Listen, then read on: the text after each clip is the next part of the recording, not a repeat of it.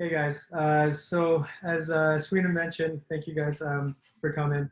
And today's session is really about gaining, I guess, knee deep into some hacks and ability for you to work well at home.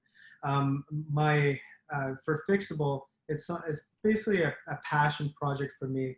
Now we've grown pretty fast, especially during COVID nationwide, offering one-on-one services for wellness care, physiotherapy that's directly built to insurance, as well as self-help stuff, things like posture, things like mindfulness. These are things that we implement into a whole system for you to kind of feel well throughout the day.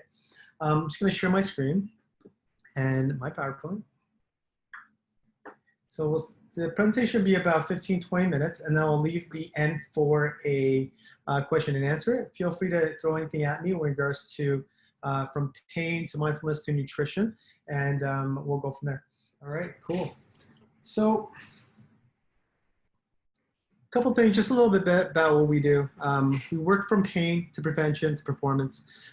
We do it in a customized solution way where there's like customized solutions built by world-class practitioners for simple things like low back pain, neck pain, and posture. And then we build in really cool augmented reality to kind of show you if you're doing your movements correctly. And it's better just engagement overall to make sure you're actually doing your things. Because for most people, we're lazy being, right, at the end of the day. And it really takes a bit of hacking for us to actually making sure we're doing the right thing at the right time. So what really health should be is important to me. And I think it really breaks down to these three major tenets. At the bottom side, at the top side, it's really about adding items into your life, the specific thing that makes things better. And then at the bottom is really taking things away, taking away the noise and able to really focus on the things that really matter. So at the top side, we talk about emotion, and we also talk about what we put into your body, so through nutrition. At the bottom side, we look at emotion. So from mindfulness to hacking your day to be able to focus on the specific things I need to focus on and to perform better and feel better throughout the day. So I think the most important part is actually, even being a chiropractor and being in a very physical world where we do a lot of things physically, at the end of the day, I'm trying to hack my mental well-being. I'm from emotion. And the emotion side is the most important because if you don't actually put time aside or you hack your schedule or get into a groove where you're able in a habit formation to do these movement-based activities, you'll never already do and you never achieve. So the emotion side is really important. So I go by the 90-90-90 tenets. This is something I practice myself. So for the first 90 minutes during the mornings, I really make sure that I'm working on output and not inputs. So things that I'm able to control, the most important things like the monkey off my back, I get those things done. And in the morning time, I think it's a really, really good time to be by yourself as well, especially when working from home. If you can wake up a little bit earlier in order for you to have that time alone, especially my first hour, I want to make sure I'm up before the kids and be able to have that time as my time. This is the time I'm able to put towards, planning my day, getting the day really started in a really good place. And then from there, be able to, achieve my main goals. And that really sets a great tone for the rest of the day. The 90-minute concentration time is really important. I'll bring me to the next slide. From a psychology standpoint, this is based on research, you really only have 90 minutes of really high performance capacity until we start fading away and getting to that ultradian healing response. So it takes up to 20 minutes, depending on how long your high performance levels are. It takes time for your body to, hey, I need to relax, chill out, and find a really good groove and heal and get back into that high performance state again. So it's important that as much as you feel like there's tons of stuff on your plate, tons of stuff to do, from marketing to sales to, acquisitions to whatever it is on your plate, you want to make sure you hack your day so it really falls into those periods. And for me, I still find like 90 minutes being on the long end. If I can get it to that 1 hour mark and I can do something in between, so where I don't need that 20 minutes to recover, I can get like maybe 5 or 10 minutes to recover. it's a really good little hack to make sure you're actually performing at the highest level. A lot of times you feel like these items you just need lots of time to actually finish these items to be done. But the research shows over and over again that by you sitting there and spinning, it doesn't get the amount of work done. And so it feels like you're being more efficient with your time, but it's actually not very effective. So the difference is your efficiency is just hacking time, trying to get as much in as possible within a period of time, where effectiveness is doing the right thing that's going to push that needle forward exponentially more than just stuffing more stuff into your time. So it requires a little bit of mindfulness of thinking about your day and planning your day. For myself, in the beginning, remember we talked about that first 90 minutes of that day. I do something called the Eisenhower matrix. I don't know if anybody you guys use it, but it's a 2x2. So there's two boxes. There's two boxes at the top, and two boxes at the bottom. And the top part is all the very important items that I do. So top left is going to be the most important. It's a very important item and it's very urgent. And the top right is going to be very, very important, but not super urgent.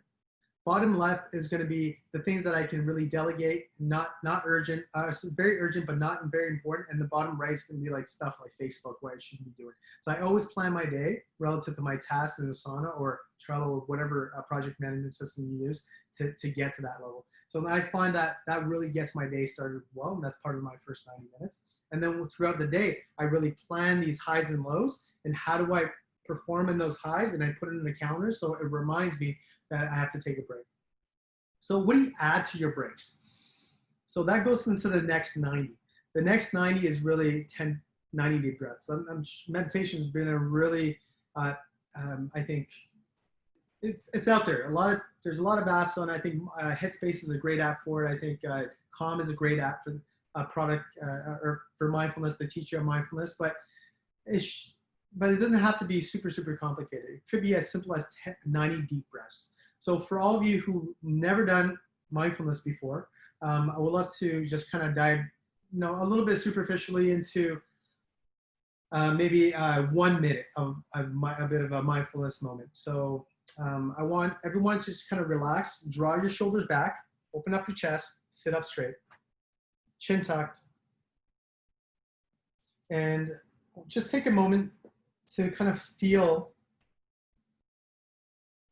just kind of understand where you're at in regards to feeling. Is there anxiety? Maybe pick a word in your head in regards to how you feel. Is it anxious? Is it stressful? Do you feel like there's too many things on your plate, or maybe not enough things, or what have you? Just understand that feeling where you're at. Now I want you to kind of close your eyes. And I want you to take a deep breath in. Try to inflate your stomach. Try to pretend your stomach is like a balloon. Trying to inflate that balloon. And breathe out. Take another deep breath, very similarly. All the way out. And one more deep breath. And all the way out. And as you breathe through, and just as you're calming your mind, I want you to understand that there's going to be items going in that's going to want to take over that space in your mind, and there might feel like red flags, but really don't really matter. And don't judge them, just understand it's there. And take another breath and just slowly let it go.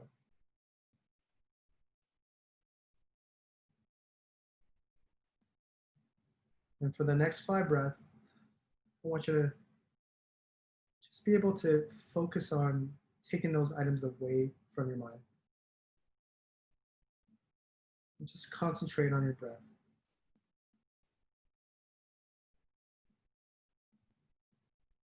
And think about how your stomach is expanding.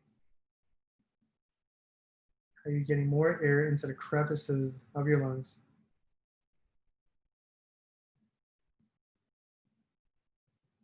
As you're getting to a more steady state of mind.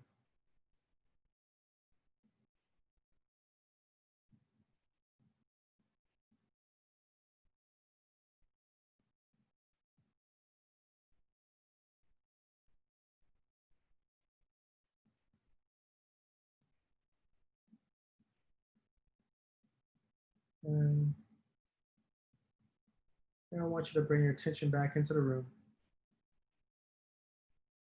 As you take one more deep breath.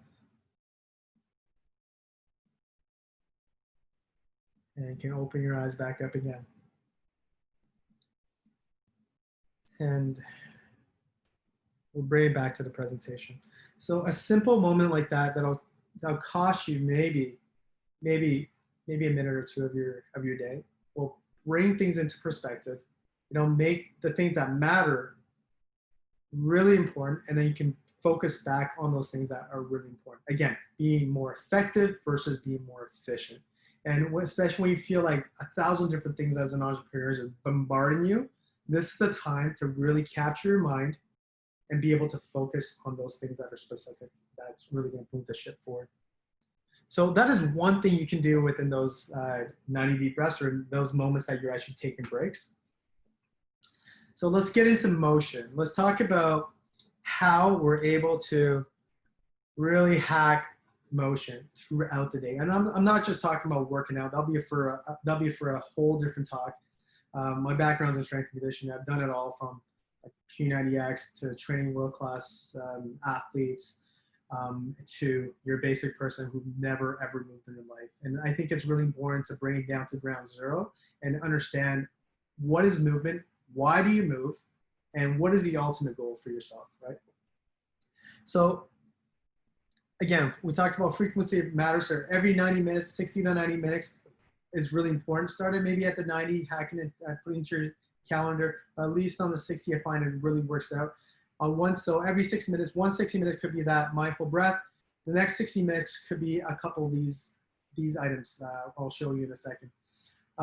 Before I get into the actual moves, where I'm going to show you the move and show you a glimpse into Phyxable, how we do the videos there, and you can track your own progress. I want to talk about a little bit about ergonomics, the things that you can change within your setup at your desk, and as well as posture. What does that mean when you set up your desk, and then the actual posture that comes along with it? So when we talk about ergonomics, we talk about how we position our desk, and how do we position our monitors, how do we position our arms, how do we position our mouse. These are the things that again, you don't really have control as you're doing your work, so you want to set it up in a good way. So it's not gonna be perfect, but it's gonna be in a really good state where it kind of fosters better posture. There is dynamic static differentiation there, but we'll just talk about how you can set up your desk appropriately.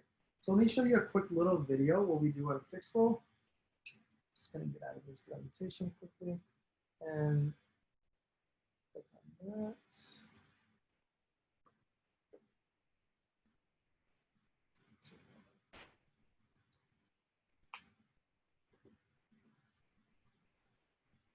All right, so this is what the Phyxable platform looks like. And you can access it just at Phyxable.com and just start for free. And the Posture Fix has like 21 different days, 3 different levels. And once you get the basics down, level 1, level 2 is gonna actually show you how to set up your chair, ergonomics, your monitor position, your keyboard and mouse. So we're gonna talk about the chair ergonomics, and then you guys can work on monitor and keyboard a little later. So I'm gonna press start. You don't need that actually today. Set yourself up to win, so it's very cute along the way, and then ask you how you actually feel. You feel like death, or you feel great. So today I'm good, and I'll start. And let me make this a little bit louder so y'all can hear. And now if you can just give me a thumbs up when you do hear it, okay?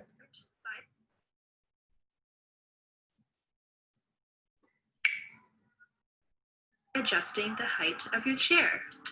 The chair should be positioned such that your eyes are in perfect alignment with the top of your screen.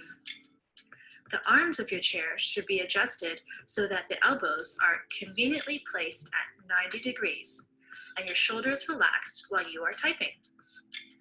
Make sure to also place your elbows back so that you're not leaning forward. This will encourage you to maintain a straight upper back at all times. Always use a flexible backrest. Your backrest should be adjusted so that it supports the curvature of your lower back. Your backrest should be flexible enough so that it takes the shape and the arch of your lower back. This arrangement will create a very natural position for your spine and will help distribute the load along your spinal column.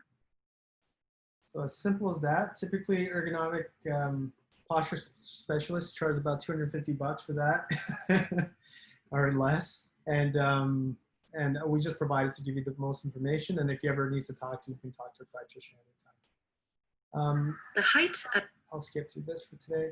So the ergonomics basically breaks, really, so I'll go back to the sharing screen here.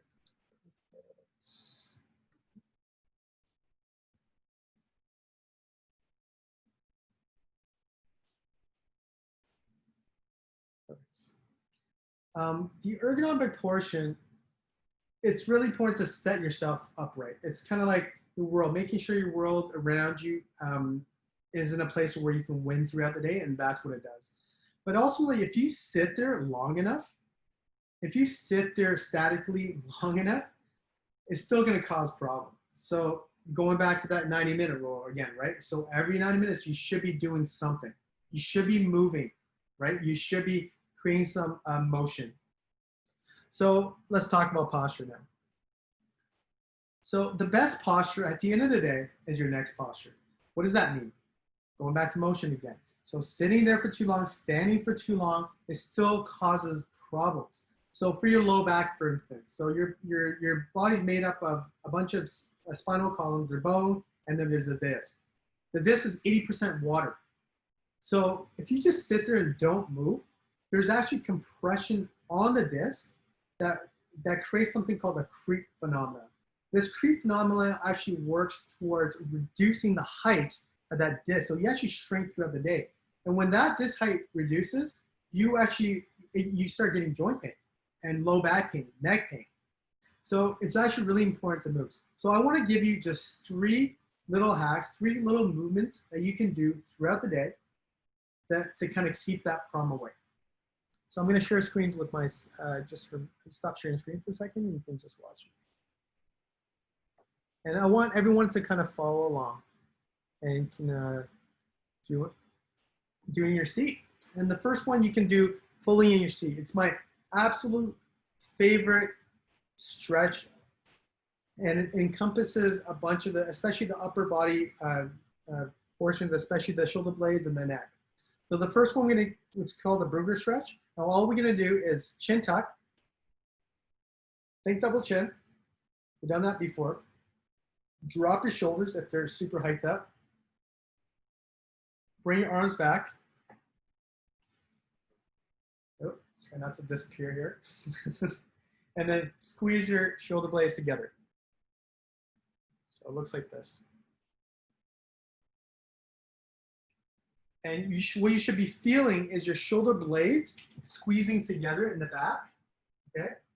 While you're chin tucking. Just make sure that shoulders do not rise. Drop your shoulders, chin tuck, open up your chest. And hold that position for 10 deep breaths. So you've probably done a couple already. So give me 5 more deep breaths. You can close your eyes if you like.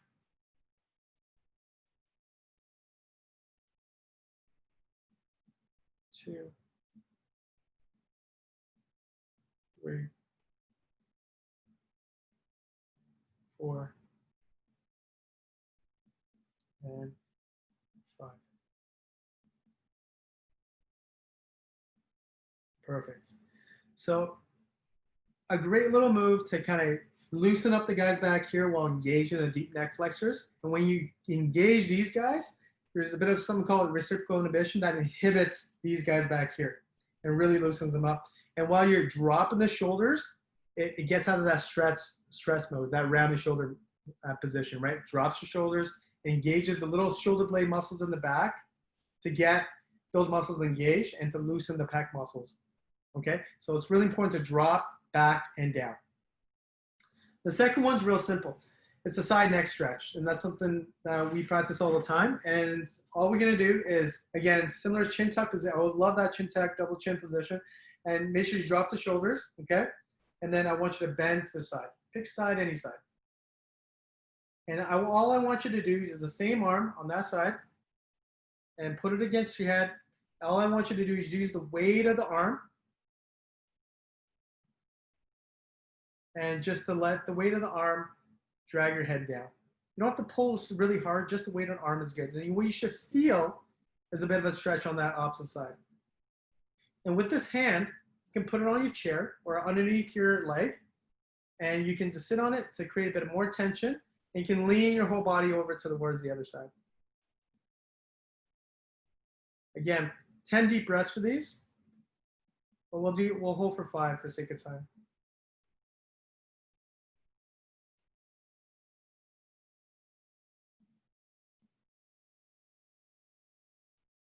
And one more breath. Same thing the other side. And making sure you're not down here, you're not up here, right in the middle. And you should feel tension through here. No pain on the side that you're pushing towards. So make sure there's nothing there. And in question and answer, if you do have some issues there, you can always address it. Ask me the question. And again, sitting on your hand and leaning over.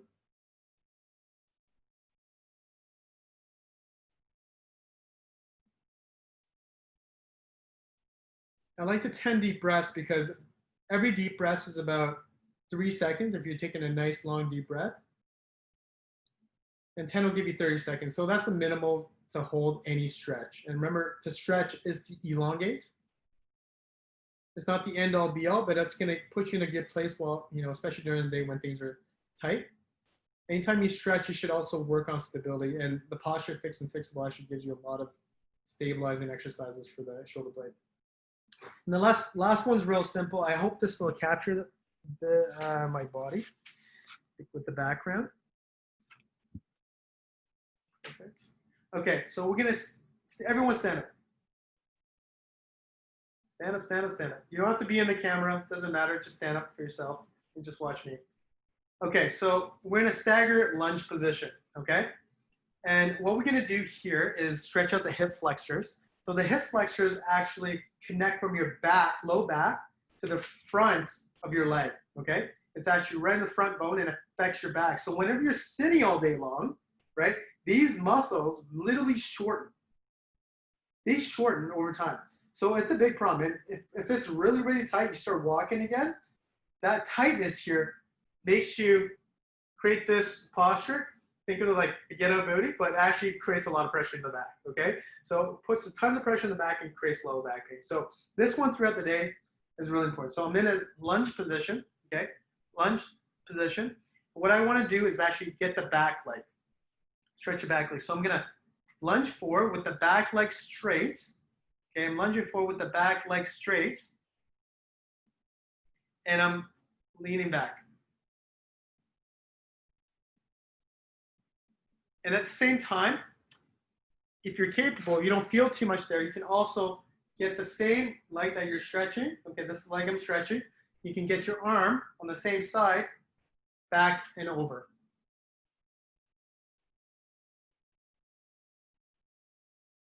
So again, 10 deep breaths in all those positions. You can do it for both sides, okay? And it's a cool little stretch to get those hip flexors, get the lower back, get the lower limbs moving.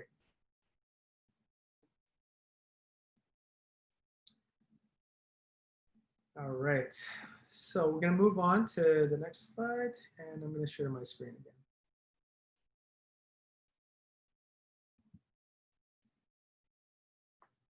Perfect. So again, your best posture is your next posture, right? So you got to be moving on that 60 to 90 minutes. It's really, really critical to do that next thing. Pick one of those exercises, pick one of those moves, and you want to actually do the next, for the next break, you're kind of like, hacking yourself. Like trying to hack myself. I put a timer on for that 60 minutes and I go, go, go, go, go. At the end of that timer, I want to get my work, make sure my work is done or get to a certain milestone. And then at the end, I reward myself by doing these, taking a couple minutes to reward myself by doing a couple of these moves to feel better. Right. So the next topic is nutrition. what we actually put into your system. So nutrition really breaks down to what you put into your system, what you eat, what you're actually eating, and how you eat. Before we get into what you eat, we're not going to actually dive too deep there. I think there needs to be some personalization there for those sessions. But how you eat is absolutely mission critical. And if you can change anything, I think how you eat is where you change. And with all these, it's all about habit formation and doing a small little step before you try to like jump the gun and try to do too much, and it feels like it's overwhelming and you can't get it done. Or you work out for like 30 days straight and you absolutely destroy yourself and don't want to ever do it again. So it's really important to actually do a small step, win along the small step, and then take the next step. So how you eat is always something I start with my patients. And for majority of my patients, especially if they're looking to lose weight, you have to implement something in your system where you become hungry. So you got to get to hunger, and you need to stay in hunger for a little bit in order to actually burn fat. So for majority of my patients, intermittent fasting is a topic at hand, and it's a great way. There's many ways to do it, but I'm just talking about intermittent fasting throughout your workday, throughout your day. I'm not talking about a longer fast. There's reasons and why you would do that as well, but I'm just going to talk about how you intermittent fast. Our goal here for intermittent fasting is really eating within an 8-hour period. So for 16 hours, you don't eat. So that means if you finish your last meal at 6 o'clock, 6 to 6 is already 12 hours, right? And then adding 4 more hours is not that much work. That means you eat at 10 o'clock, right? And if you can push another hour, especially if you're looking to lose weight, then that's gonna bump it a little bit more, get you more out of it, get more out of this routine. And the reason why we fast when it comes to weight loss and for better health, and I'll tell you why this is actually really important for better health, but let's talk about vanity first. So we'll just talk about weight loss, but think about the fridge and the freezer model, right? Think of the freezer as the fast storage that you have in your belly, in your bum, wherever it is. I mean, ultimately, our humankind have created this mechanism in order for us to survive, in order for us to go through famine and be able to find food again in the spring. So it's a tactic for humankind to actually store fat. But unfortunately, we have such an abundance of food, especially in the first world countries, that it's a major problem. We eat way too much, and not of the good stuff. So our freezer, that fat storage, we don't really get to unless we get into that famine or get into fasting mode. Fasting mode just means that your body doesn't have free-flowing glucose or sugars to burn off of, and it needs to go into the stores of the high energy stores of fat in order to use energy. The good thing about energy is that it's very efficient energy. You can burn that throughout the day and feel normal. There's no ups and downs. Like if you eat sugar and stuff, you have that high up, energy bust, and it just drops you, makes you hungry. You don't get that when you're fasting. So in order to get into that freezer, to eat the stuff in the freezer, use up that stuff in the freezer, you got to go through the fridge, right? The fridge is the free-flowing food, the stuff that's in your stomach, the glucose, maybe the glycogen that's stored in your muscles. That is the free-flowing, but you can't get there until you get into the freezer. So for all those who are trying to, I think back in the day, it used to be like, hey, eat every, couple hours, here's a snack, what have you. But how do you even get to the freezer if you're consistently putting nutrients and energy in your system? It's very difficult. You just have to work out harder at the end of the day. And from 15 years, actually probably about 20 years of training people, working out is probably 30% of the game when it comes to weight loss. So fridge and the freezer, remember that little metaphor? I think that'll help along the way for you to kind of picture why you're actually doing this. The benefits now to fasting. Let's go there. So from weight loss, of course, but the other benefits are really good, especially from a performance standpoint, is really good. So research actually shows that it actually helps with focus throughout the day. So you're able to focus your mind, because you don't get the energy swings up and down. Imagine having a massive meal and then you start, high glucose meal, and then you start getting into that insulin state. We call it itis or whatever you want to call it, but it's really actually a bad phenomenon for your body because there's way too much glucose and insulin's being, elicited, and it brings you up and brings you down. So a lot of swings throughout the day. But in fasting mode, you actually have really good focus in the beginning. And then obviously fat loss we talked about, and it's actually cheaper. And then the last thing, the more important thing, the reason why I do it, I'm not looking to lose weight. I'm actually looking to hack my biology, and it's something called autophagy.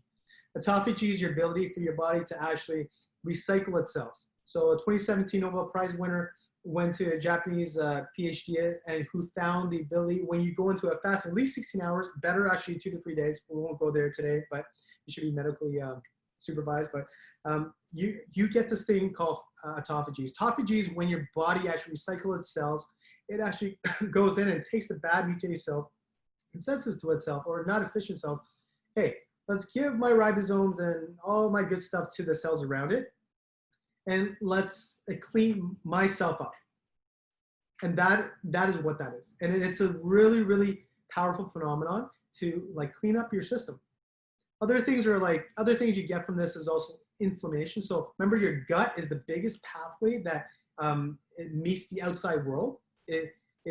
Like your food track, everything you take into your system is basically the outside world. So there's got to be a lot of inflammatory cells around that area, or as well as immune systems around that area to actually create inflammatory cells to fight off disease. So by fasting, you give yourself a little bit of a break for your gut to actually stop producing these inflammatory cells. So for those who suffer from recurrent injuries or flare-ups here and there, and you wonder why, look to how you eat and what you eat.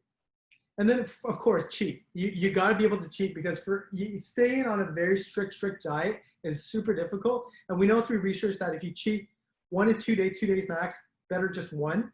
That means having your favorite thing. That means maybe that's just McDonald's for breakfast on the Saturday, whatever it is. Have that one little cheat so you don't feel deprived throughout the week. And it's not going to affect your nutrition plan. So what you eat. Let's just go very broad, and let's just talk about just nutritiously dense food. Just make sure half your plate is green leafy vegetables, color of the rainbow, and if you can just get that right, that's a good starting point. And then eventually, if you need some one-on-one support, we have the nutritionist on board that can get you there. But that's the more important part. The first part is just really if you can get that down, that's half the ball game. That's going to reduce a lot of the fat. It's going to get you in a good place. And then if you eat really nutritiously dense food, you're going to feel so much better. And then eat for your life and your sport, your activity, and what you're trying to do with it, right? So if you're trying to lose weight, it's one thing. You're trying to, autophagy, longevity, it's one thing. If you want to eat for your sport, you have to eat it a little bit differently as well. So you have to incorporate carbs at the right time. And if you're a long distance runner, again, that's a little bit different as well. So you have to be more strategic there. The last one a lot of people don't talk about is cultural fit. And what I eat at home, my Chinese food versus what Nafis eats at home versus what maybe Shara eats at home, or it might be totally different things. And maybe your wife cooks, or your husband cooks, or your mom cooks, or your husband cooks, and that has to play into what you do. So a little bit of strategic planning there with what you eat there is going to be really, really important. But the number one thing here, I think, is if anything, think about the white stuff. Think about the carbs. Think about the things that are richly dense in high carbohydrates that's going to increase your insulin levels and make you store more fat in the long run. Those are the things you need to really move the most. And then number two, it's just the green leafy vegetables, the whole foods that you need to get into that system. And don't overcomplicate it in the beginning. If you can think that, and then just how you eat is really important. If you can get to how you eat, that's the first step.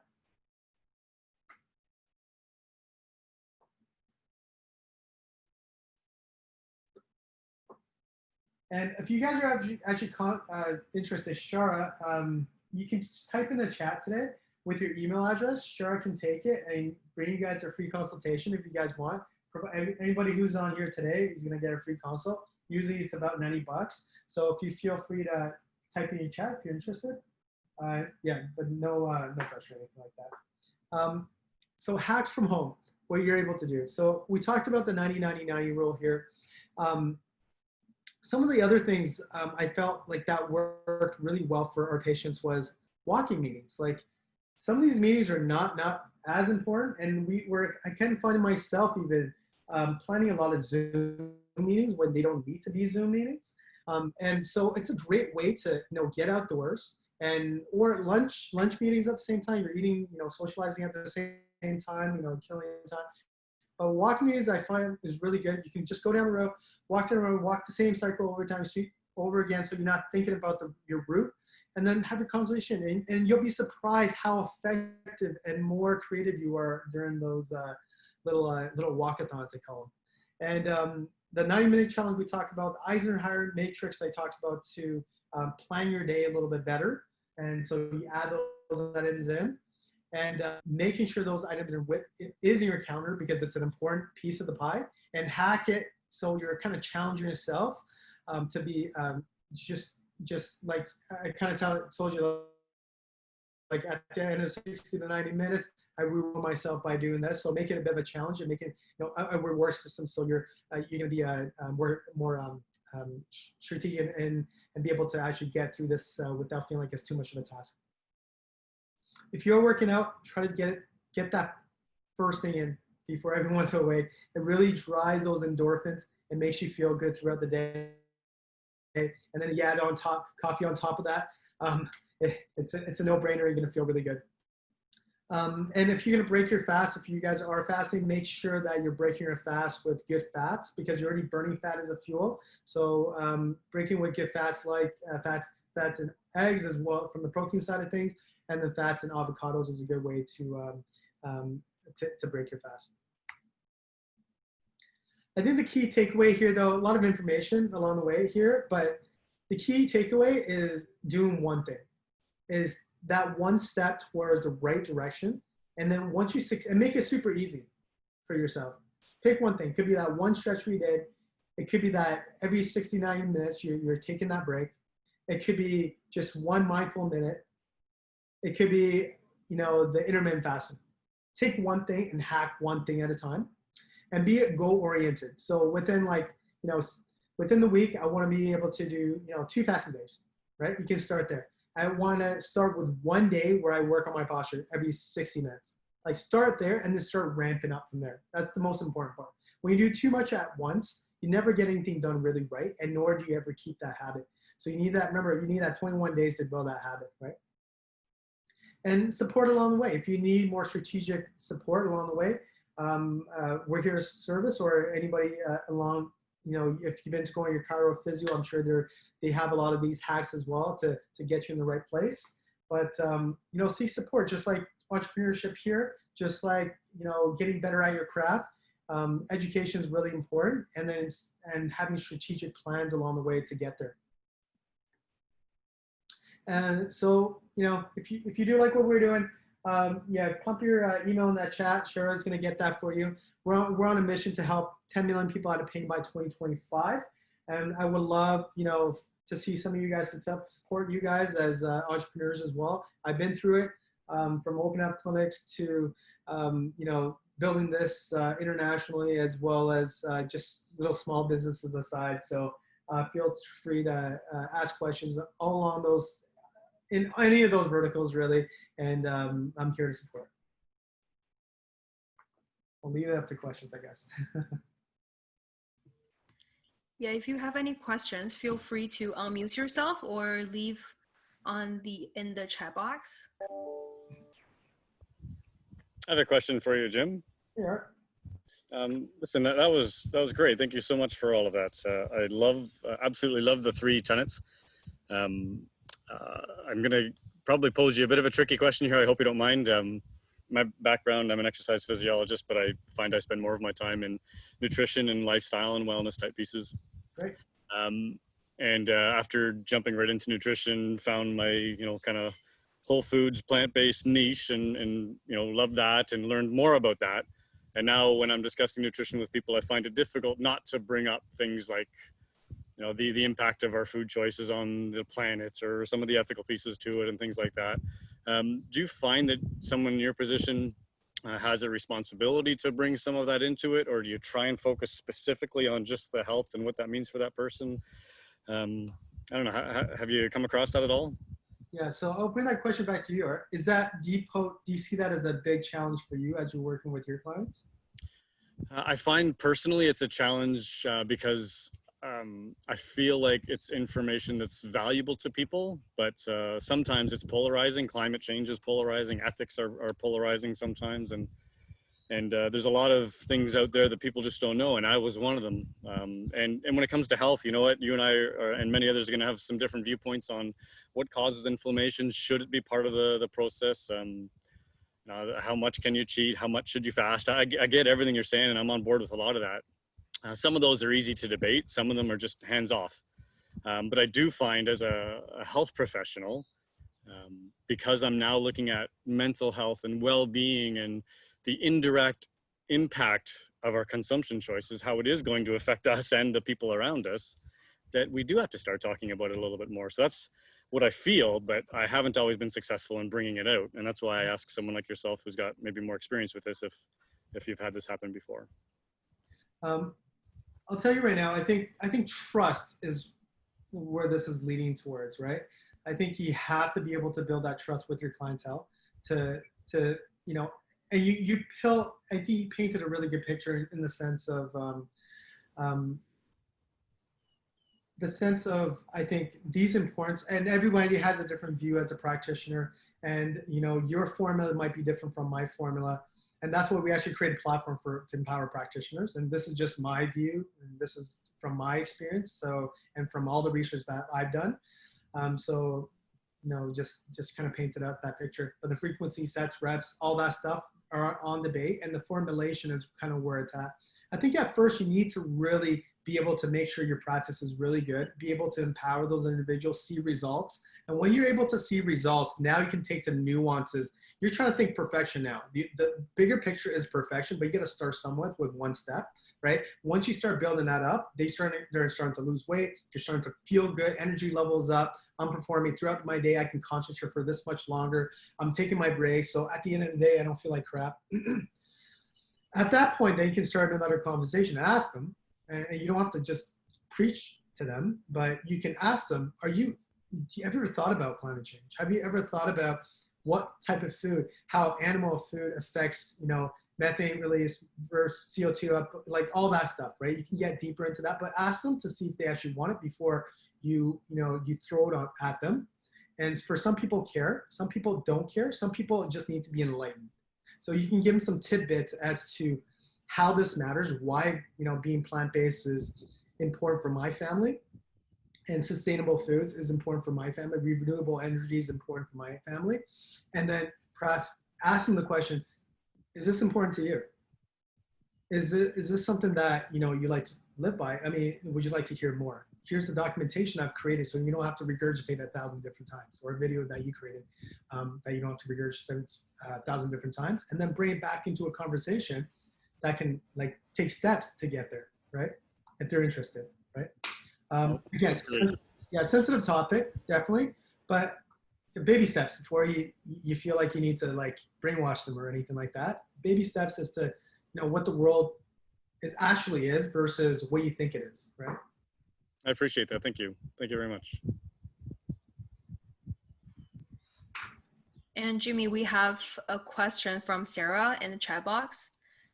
So she asked, how does intermittent fasting affect the 90 to 20 minutes performance level intervals you have discussed? I tend to feel very low energy after I break my fast.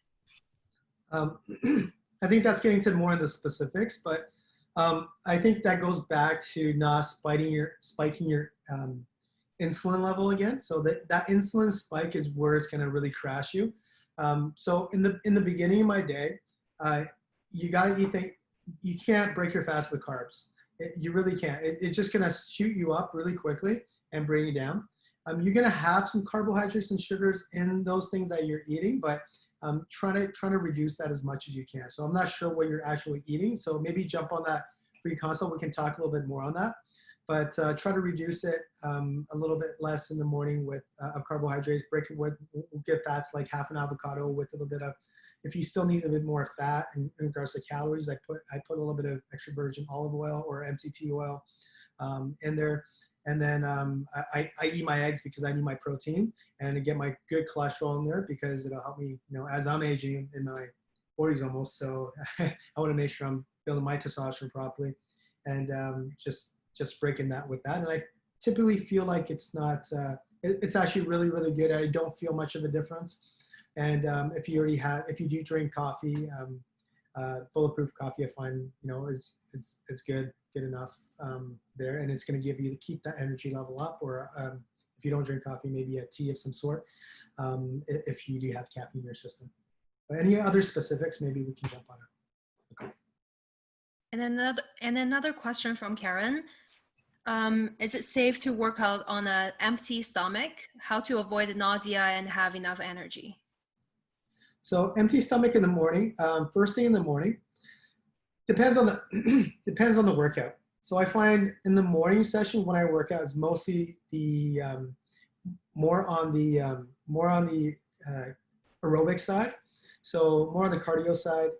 So you're trying to stay in that fat burning zone if weight loss is your thing.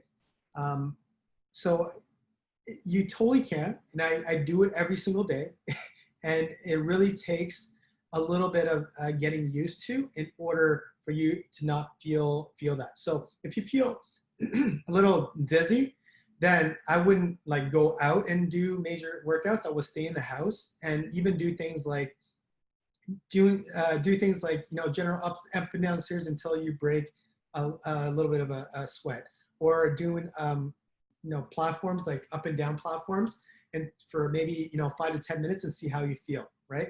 And then slowly build yourself up to maybe a walk, run pace, and then to more of a longer distance walk, a run, sorry. And then maybe you can start adding weights and stuff and get your body used to it. But it really, again, walking or crawling before you run and testing yourself out a little bit. And if you still feel dizzy, I would let's have a chat just to make sure there's no underlying issues there. But usually you have to start small, and you can't do the same workout you were doing at 3 or 4 o'clock with food in your system. Thank you, Jim. For those of us that are maybe managing teams remotely and want to incorporate this with their teams, any tips? Yeah, so for Phyxable, we work on 2 fronts. We work with corporations, and then we work with practitioners. And on the corporate side, we partner with them, and we get in there to help them utilize, I guess, their insurance dollars more efficiently. So feel free to reach out to me, Jimmy@Phyxable.com. Maybe Shari can just type that into the chat. People can have it. Feel free to reach out to how to implement this at work. And we have the self-help stuff. You can start now, even with posture at Phyxable.com, and you can just log in at the top, start for free. Just totally try it, and you don't have to invest anything in it. Just try it out and do it and do it for yourself and get some gains there. And then if you're interested for your corporations, feel free to reach out and we can get you set up. And a follow-up question from Karen. What do you suggest for breakfast instead of eggs? I try not to have eggs every day. You mentioned not to have carbs. Yeah, so a couple good things if you're talking about the protein side, just fat-free yogurt or sugar-free yogurt, don't worry about fat. You can pick skim if you like, but I actually like some of that fat, so I'm good with the fat. So that'll get your carbohydrates in. If you're gonna eat fruit again in the morning, you want to eat something that's more nutritiously dense versus high sugars, fructose. So berries are good. Blackberries, raspberries are a good option to throw inside your yogurt, and it's a good way to start. But again, it comes down to how you feel. So and what's accessible for you, and maybe some other nuances that you might be struggling with. So feel free to reach out.